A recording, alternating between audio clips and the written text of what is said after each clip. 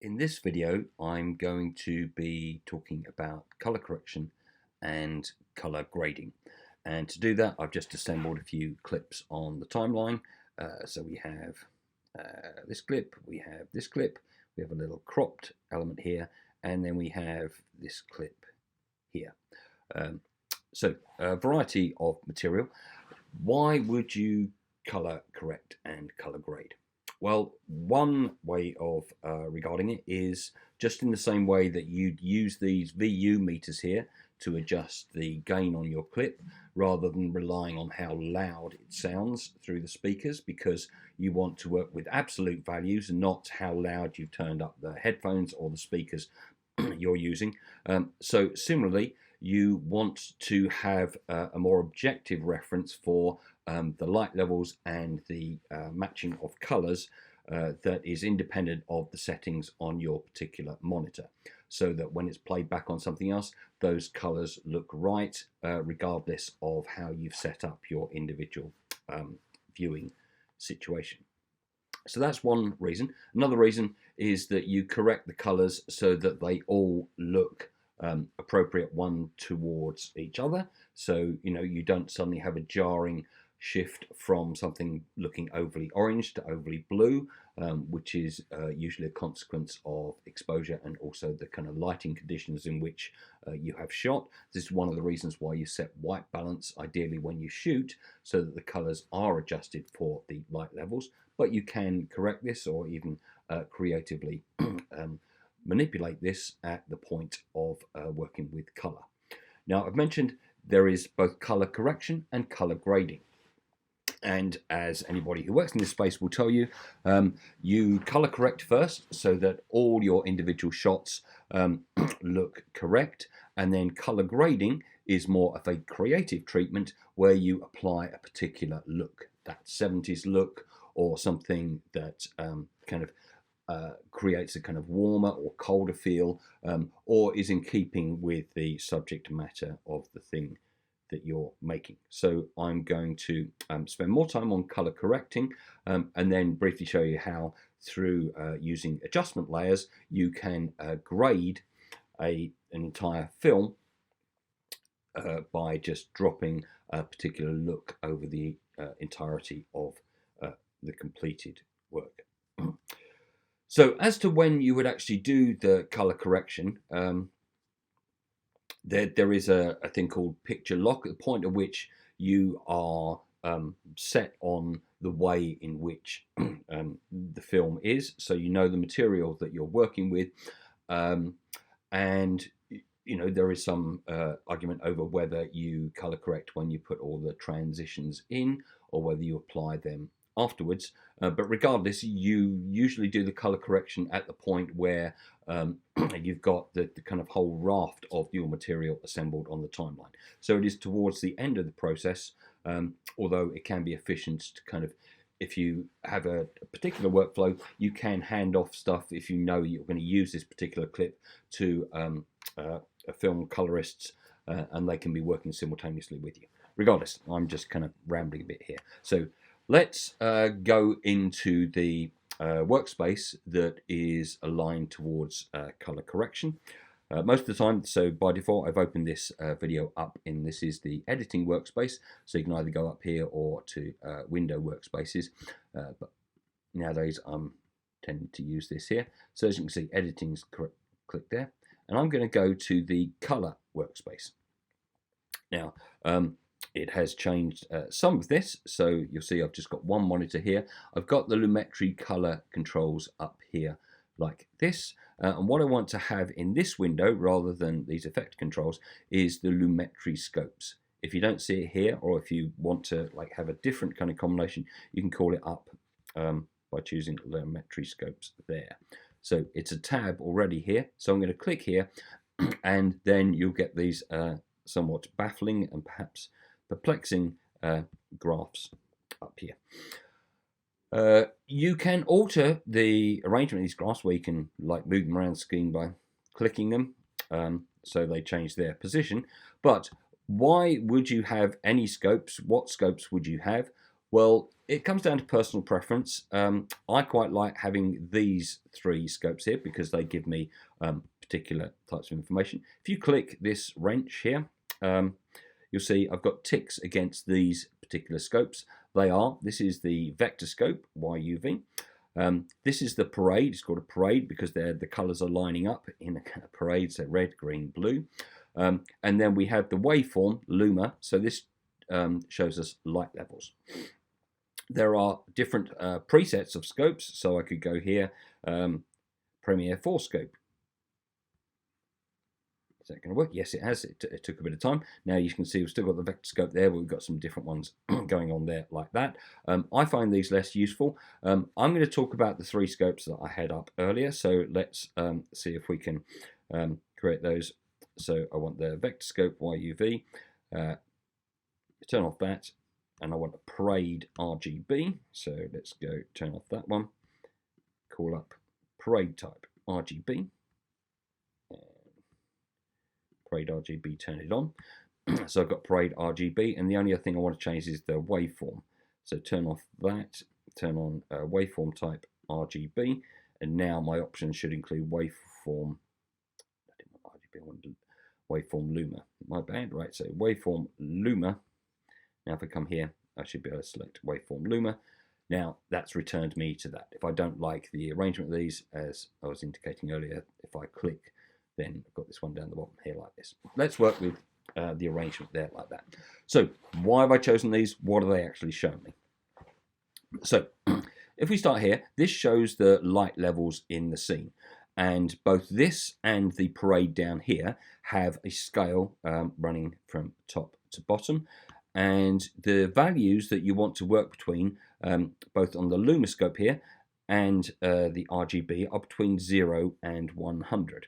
Okay, rather like, although you only have well, you use both, you don't want it too quiet or too loud, but just as you want to avoid distortion by not going right up to 0 dB for the audio, so typically you kind of limit it to maybe -3. Here, you don't want to be getting to 100, you just want it to be slightly below that, and you don't want it to be right down at 0. And you will see the implications of having it there as I manipulate some of these characteristics. But if we just play back some of these clips, you'll see these values, all of these will be altering, reflecting the content that you see on the screen. Okay, and in this one here, we can actually see the beast. I don't know what the beast was here, and you can see child in the foreground moving there. And you will see these move as the image changes. This is just a small clip. I'm using this to demonstrate a particular characteristic. And then we go on to this one, and yes. So this is, you can see here, as this is showing RGB in the image, you can see there's a lot more activity in the red channel than there is in the green and the blue. And in fact, let's just pause it there. In this one here, this indicates the colors, so arranged around the outside are this is red here, this is magenta here, blue, cyan, green, and yellow. Now, unsurprisingly, this is registering that much of the colors are towards red, in fact towards pure red, and that was the intention of this. And in fact, so red, this line here is what are called safe colors. So if this was for broadcast, an engineer would be looking at this and ensuring that you don't burst this area here, because then it can, or at least historically, cause problems with reproduction. So just as you kind of get distortion if you go right up there, similarly you try and keep your colors there like that. So I could actually dial that down a bit. If I was to just go to basic correction, which is where we're going to start. In this particular scope, if I was to desaturate the image, you may recall this is the way in which we can quickly kind of approximate a kind of black and white look. So if I take all the color out of it, this will disappear and nothing will show on this particular scope. So if I just reset that to how it was there. So primarily red on that. If we go back to a different clip here, you can see, yes, again, there's red here, and that's because we've got some quite vibrant reds going on there. But there's also quite a bit of blue in this image, so we're kind of peeking out towards there like that. In terms of the image itself, if we look at this, which is showing us our light levels, you can see it's what's called blown out. It's so bright that we lose detail. So at the moment, we can't see anything of those clouds. And to some extent with color correction, particularly if you've shot it not in a format that has a high dynamic range, typically if you're working with log or raw formats where you can recover some of that information. Here, the likelihood is that we won't suddenly be able to get to see the detail. If we reduce it, it will improve it, but it is what they call blown out, and what you're getting here is a kind of clipping. And we can see from this one here that most of that clipping is occurring in the kind of blue channel. There's a bit in the green as well.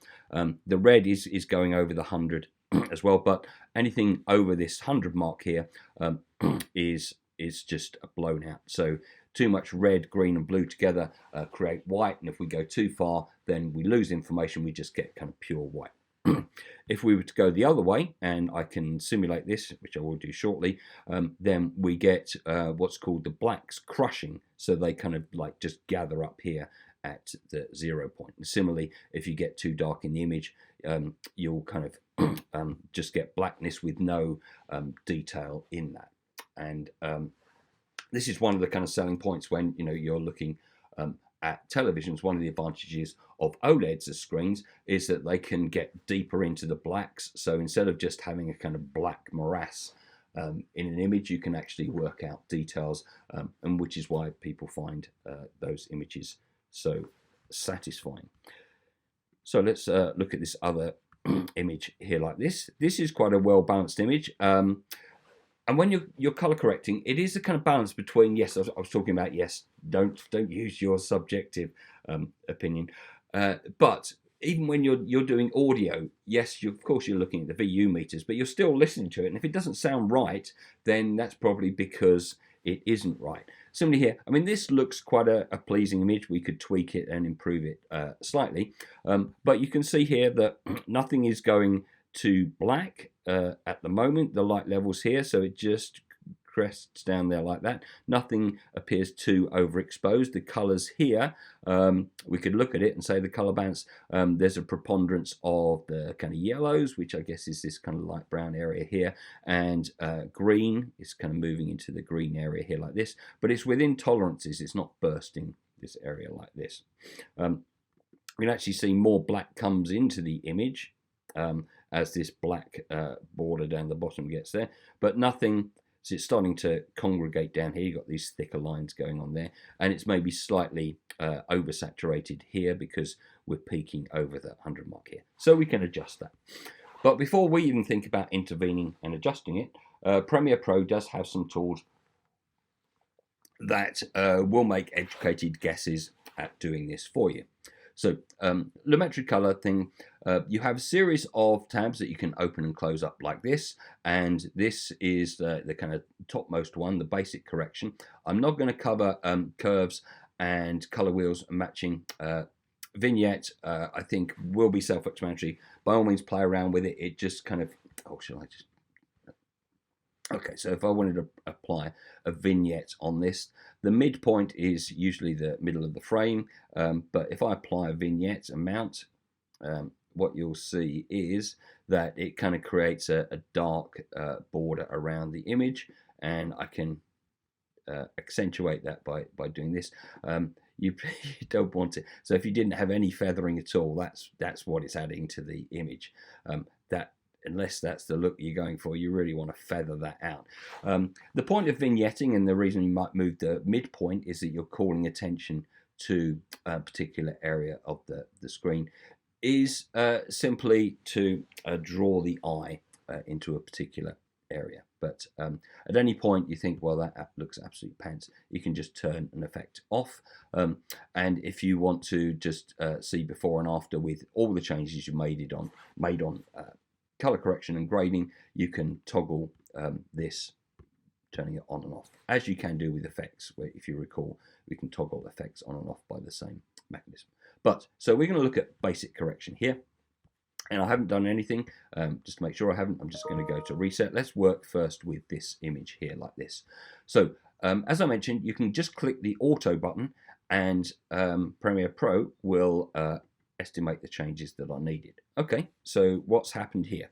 We've seen it's added a bit more kind of black into that. Let's, okay, before, after. So you see I mentioned that it didn't even go down to the black. It's kind of thinking that it needs a bit more black going on there. What else has it done? It's actually pushed up the colors more into the red, but you see it's observing. In fact, let's do that clamp. So now it's clamping it so it won't. So the point of this, the point of the clamp is it doesn't show you beyond the 0 and 100, so it's limiting the values to that. So what it's done is kind of covered more of that particular range, and that's reflected here in terms of the individual sliders. So it's moved it slightly towards the blue. It's in terms of the tint, it's moved it ever so slightly towards the magenta. It's saturated the image quite a bit more. So that means colours are more vibrant. Increase the exposure, decrease the contrast slightly. The highlights is changed, and shadows, whites and blacks. So that's its auto thing. So I can do a before and after here like this, or if I want to change it here and manipulate it myself, I can just click reset. So going through in turn, I'm just going to manipulate in quite extreme fashion these, so you can see the effect it has on the balance of the colors, the light levels, and the distribution of colors here like this. So for the temperature, if I'm pushing towards the blues, as you might expect, that's taking away from other channels, specifically a lot of the red. So we're getting a lot more blue in the image, and that's more evident in the top, in the brighter areas of the image. You can see it makes more of a change at this end of the spectrum. So the brighter areas are becoming more evidently blue. We're getting more of a line forming along the top here as I'm adding to that. So this is kind of clipping here because nothing of interest can be read from those bits there right at the top. So that's that. If I were to go the other way, you can see that green kind of sits in the middle when I'm altering this one.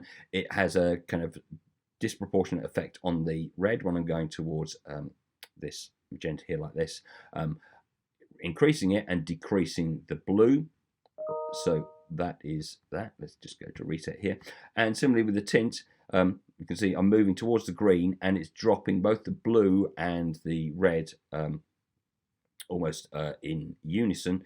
And if I go the other way, it's dropping the green and moving the blue and red up to compensate. You may find that that is exactly the look that you're going for. That's absolutely fine. It's not for me to judge that. Saturation affects all the colors equally, and as pointed out earlier, if it's entirely desaturated, it is without color. It can be overly saturated, and what you'll see here is that the primary way in which that registers is that this moves more. So it's the same kind of color balance, but there's just more of it. So this moves more towards the edge, and if you were to look at that there, it's actually kind of peaking in certain bits. So you probably wouldn't want to do that. So this is to do with the colors. One other thing as we're moving down this tab here is that you can sample something white in the image and it will correct based on that. So this is akin to you setting the white balance when you're shooting, but what you're doing now is identifying something white in this image and changing that. So there's nothing that I suppose I could, if I zoomed right in, I could probably get those stripes on that animal there. Let's just try that, see if that's going to work. There we go. So I'm going to go here and say this is what white looks like in this image, and you can see it's corrected there like that. It's made some adjustments to the temperature based on reading white in that image, and I can see, is that improving it or not? It's kind of lost some of the vibrancy of that green as a consequence of that, although the green's actually boosted up. So what's happened here is that we've dropped the red a bit, we've bumped up the blue, So without it on, yeah, it's kind of more desaturated. You can see this kind of shifted back there like that. So I can use white balance or I could use auto. These are tools that kind of quickly give you a particular look, and they may be the starting point. So you could do the auto or the white balance, and then you could tweak from that point to get something that with, you know, referring to your scopes. If you saw like a big thick line either at the top or the bottom in one or more of these channels, you think, no, I need to dial it back a bit because, you know, it's kind of oversaturated or we're kind of clipping. Similarly, if you get kind of a solid line forming here, then that means you're losing information in the blacks. If it starts gathering at the top here, you're losing information as it's kind of blown out as an image. So exposure will change the light levels. This is kind of, but obviously light and the colors at the same time. So as I drop the exposure right down, you can see light levels don't reach more than 20% there, and the image unsurprisingly gets darker. As I push that up, I can go in the other direction, and you'll see now that solid line is forming at the top. There's a lot of white stuff in there that doesn't actually give us any kind of detail. It's blown out entirely. So let's just reset that. The contrast does something different again. So it kind of reduces, if you like, the kind of the color range of the image. So low contrast, you can see now that kind of looks a lot flatter because we pulled, see that in the parade there, we pulled all those kind of colors in, and in this vector scope here, we can see that it's kind of a withdrawing of that intensity. So that's contrast at work there like that.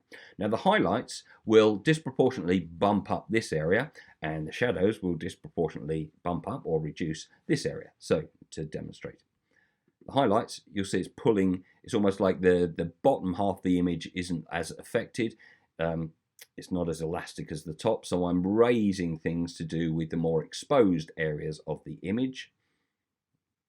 Okay, moving those, or like suppressing those. So you would use this if you've got a lot of stuff gathering at this top edge here in terms of illumination. You'd reduce the highlights to pull them back down, or contrastingly, if I didn't have enough information there, I could use it to push all of that up there. And its complement, I guess, is the shadows. This has a disproportionate effect at the bottom edge here, so this means I can, like, you know, could really crush those blacks. So as I pull this right down, there's a lot of information now lost in the blackness. Here it's evident in this. It's probably like a kind of bit of a windscreen or something. I think in the normal image you could make that out, but if I pull the blacks down, it just becomes a kind of black bar. There's nothing to be gleaned from that. So these are the basic controls that you can tweak based on the kind of hard limits here between 0 and 100, both in terms of the colors and the balance between the colors, and also the light levels between 0 and 100. Now, you might, let's just for argument's sake, say that, yes, that is the look. Well, we're not talking about, now I'm kind of confusing things. That is corrected. That is like what the world actually looks like. It doesn't, but the reason I'm doing this is to kind of illustrate that I have changed things quite dramatically.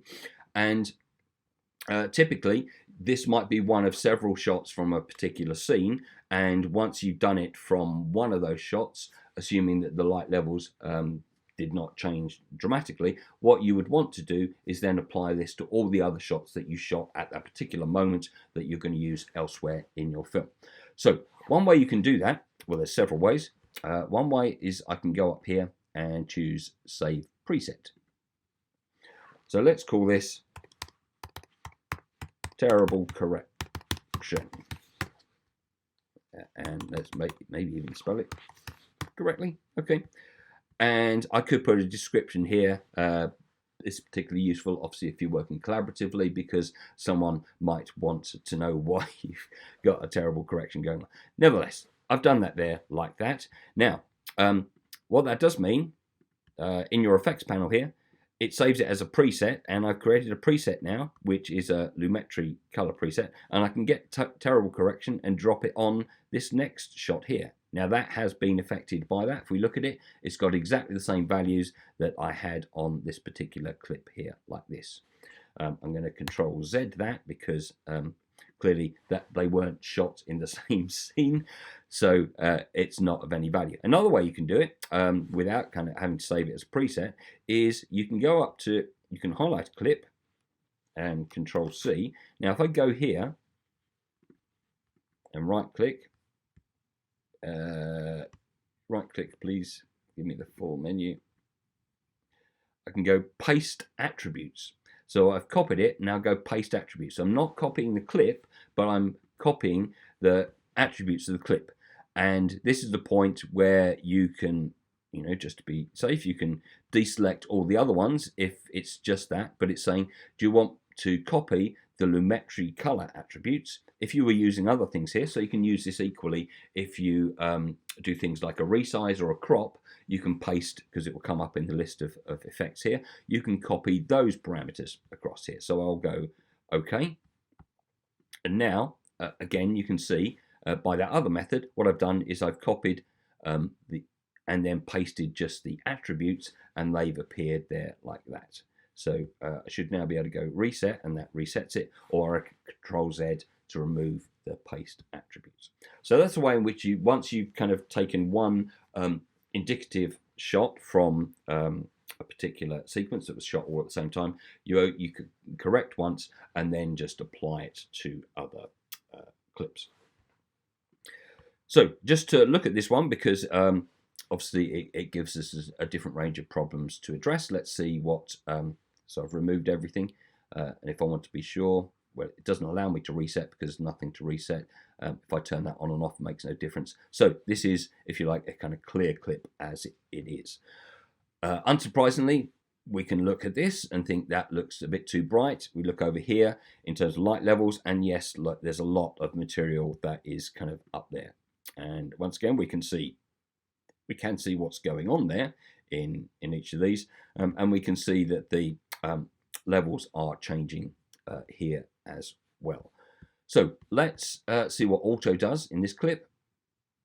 There we go. What's it done? It has reduced the contrast, bumped up the highlights. But let's do it. Okay, you can see it's pulled something down now because there's not as much bunching towards the top there. So that is with it on. It's pushed it down into the black, so we've got some more black information. See, previously it was well below this. And in terms of the colors, so that's on again now, that's off. Colors is pulled down and indeed pushed down. So it's reduced some of the brightness at the top end there, and it's pushed down into the black to give a wider range of colors. And those are the changes it's made. Let's go reset, and let's see if we do white balance, if that gives us something more pleasing. So select the dropper. Now there is quite a bit of white information here, I think, as I showed earlier, you know, and you're going to get slightly different results depending on, see, that's already tinted by the blue. That looks kind of, so what, let's go with that. And we can do it before and after again. Didn't actually make as big a change. See, it's still quite bunching towards the, so that's with it corrected. That's with it off. And that's slightly better because this sky was looking overly blue. There was a quite unpleasant blue tinge there. And you can see what it's done. It's moved away from the blue. So having done a kind of rough one, either through auto or white balancing it, if I then thought, no, that's still not doing it for me, I might think, can I push that further? So I could take this, but then you can see it's starting to have an effect elsewhere in the image. And maybe, you know, if I push it to the extreme, it's not going to take a moment for me to kind of reset that and start again. So go there, it's at 11.4. I might want to change that slightly. It appears not to have made any kind of change there. Let's see if auto does. Auto is making much more significant changes in terms of the light level here. And this might be the basis at which I then start to get it both in reading these particular scopes here. So the red is getting close to boosting there. So if I move away from the magenta, you can see that's bringing down equally the red and the blue, and I might want to compensate by pushing towards the blue. That pushes that back up again. so I'm slightly eyeballing it, but I'm also mindful now at the moment the reds are kind of quite crushed, and they're not crushed. They're maybe falling short of the other kind of colours, so maybe I've done too much in that regard. So once you have settled on a correction that both satisfies you in terms of looking at it optically and doesn't identify any particular problems in terms of bursting this, or like one color being overly dominant, or the balance of colors here being out of kilter with what you see here. These aren't always going to be, the aim is not to match these up, because you may get an image of a green field. And if you try and think, well, I need to balance the green and the blue and the red, that's going against the fact that the image is primarily green on account of the colour of grass. So these are here to largely show you information and to alert you when there is you're losing information in a particular colour channel. Okay. So I have one more clip here, and this was to show you a particular characteristic. You'll notice here I talked about this line around here, which shows you the distribution of colors and the point at which they're bursting kind of safe levels. But there is this line here, and this is what's called a skin tone line. There's probably a better name for it. But the reason I've cropped this here is that this particular part in the clip, you'll have to take a word for it. I could have matched it up with that. This is just skin. I've cropped it, so the only thing it's reading in this particular part of the image is skin, and skin, when correctly exposed, will fall along this line. It is not determined by the pigmentation of the skin. It reads the kind of essentially the blood under the skin. It's reading from that. So regardless of the particular skin type, when you have skin in a shot, and this is one of the more critical things when I do a lot of work with metahuman stuff, and one of the kind of things that is always kind of sharply examined is the kind of credibility of the skin tone and color, and you can use this to check exposure for skin by ensuring that skin, when it's in the frame, particularly if you've isolated like I have for the purposes of this, falls on that particular line. So that was just the reason for having that cropped shot there like that. Okay, so I've shown you how you can either use the automatic controls, the white balance and or the auto, leave it at that, create a preset, or once you're settled on something, copy and paste attributes onto clips from a similar shot. One other thing I said I was going to show you before moving on to color grading, hopefully in more brief fashion, because I'm conscious I've been rabbiting on because my coffee is getting quite cold now, is just to show you so let's close up this tab here, show you the HSL secondary.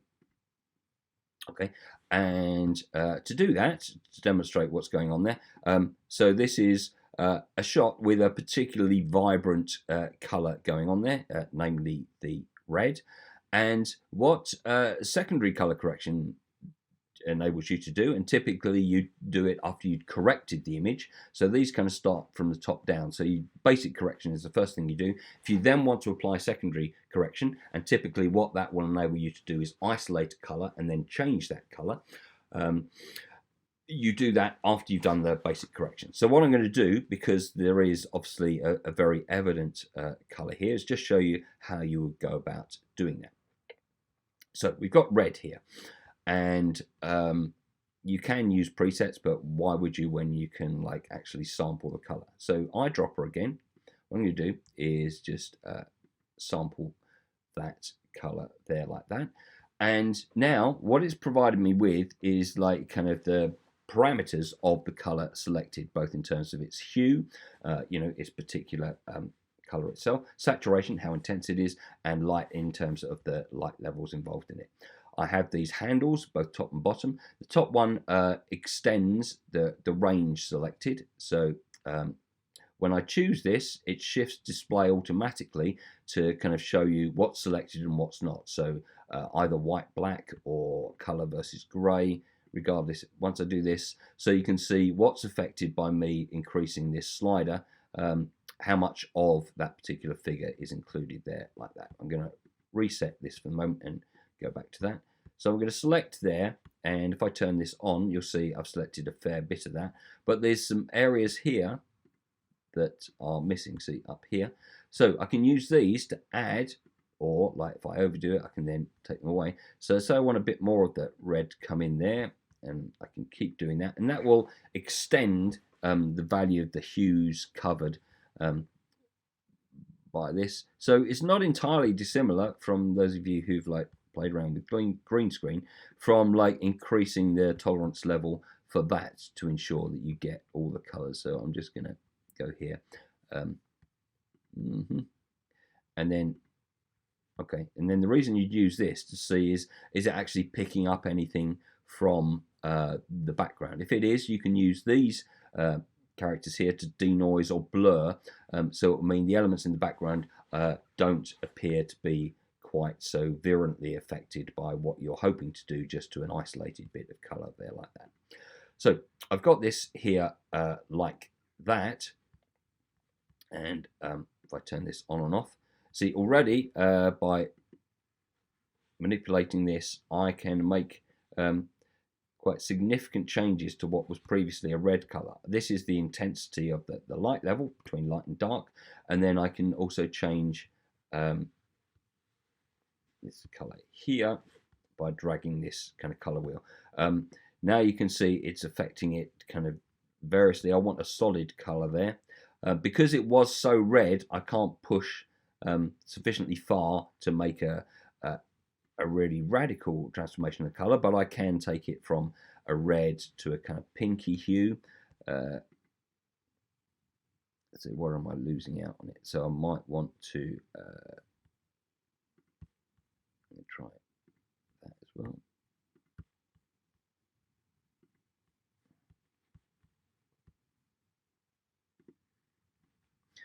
And try before and after. So there was the image before and there was the image after.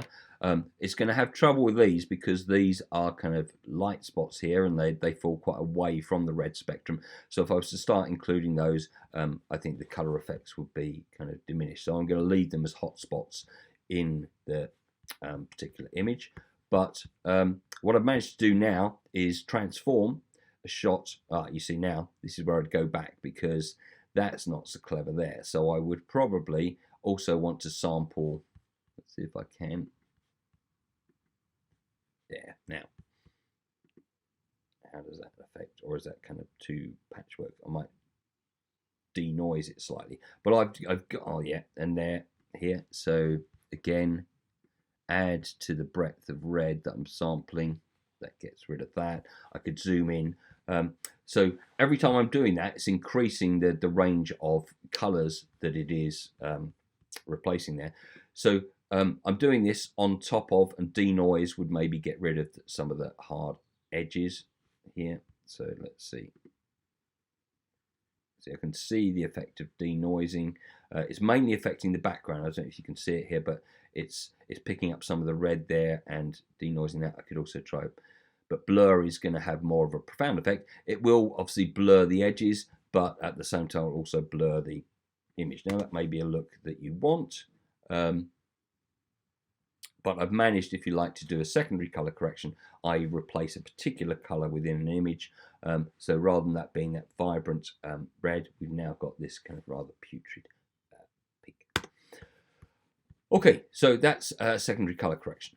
So let us assume, for argument's sake, I'm not going to correct all these because they come from very different circumstances, but I'm going to assume that we have balanced these clips. So we've taken all the ones from a particular shooting thing and copied and pasted once we're kind of happy with those, looked over it, and we think that looks coherent. It looks as I would like it. It looks like the colors are kind of believable. Obviously, believable can be context sensitive. If you are making something in a kind of strange world, it may be that you don't balance for naturalism. But typically you try and suggest that these colors exist in the real world rather than looking overly orange or overly blue, which is a typical result of not setting the white balance. So you've achieved that, and now you want to color grade it. And that comes under the creative tab. So let's roll this one up here like this. And this can be achieved. Let's go back to our project window here momentarily by creating what's called an adjustment layer. An adjustment layer sits above all the material that you want to grade, and you do it in one fell swoop, assuming that everything, if you like, looks good next to each other. What you're doing now is universally applying a particular effect to these corrected clips. So if I go here, new item, adjustment layer, it will take the dimensions and frame rate of the material. So I'll just click OK, and then it appears as an item here. What you do is you take the adjustment layer and then you pull it out over the entirety of the sequence, typically, because presumably you want a look to be a look for the entirety of your film. So essentially what you're doing now is applying a creative look to the adjustment layer, and it will affect all the layers below that. So you have a series of looks, and it's possible various vendors will sell you additional kind of looks, and you can either just kind of select one. If you do, it will come up on here. It'll give you an indication. You might want to go back and forth to see how that pans out. You can also, and it's probably you can go through these one by one to find a particular one you want, or you can change these looks in this particular tab here like this. You can also, is it here? Yes, so here you can choose browse and you can load a look, or if you come up here, you can choose loads one, or you can save a look. So you can export a look, and then it will appear in this list subsequently. So some of these are for black and white, gold heat.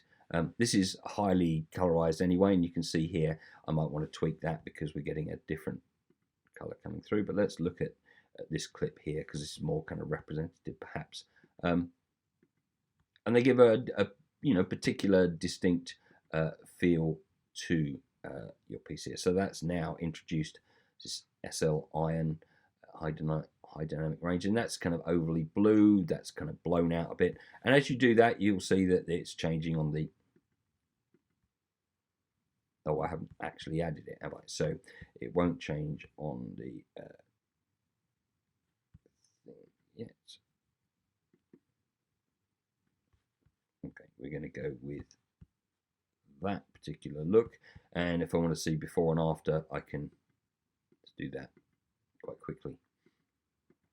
So that's how you would grade something, and you can also these are presets, but you can like ramp up the intensity of that, so it starts at a kind of midpoint, or you can dial it right down so it doesn't exist. So this is kind of the effect. In fact, it's not showing here, so you need to look at this screen. So I'd probably rearrange this to get a better eyeball of what's going on there, and you can see the effect on the scopes as I do that. So here, as I'm going full on with the gold heat, we're losing a lot of detail. It's blowing out at the top end, and we're starting to crush information in the blacks here. It's kind of quite nice, but I would dial down the brightness a bit. That's just too much. Okay, so that is how you would then grade a piece after you've color corrected it. Right, I'm going to stop there because I don't know how long I've been going on, but it seems plenty long enough to me.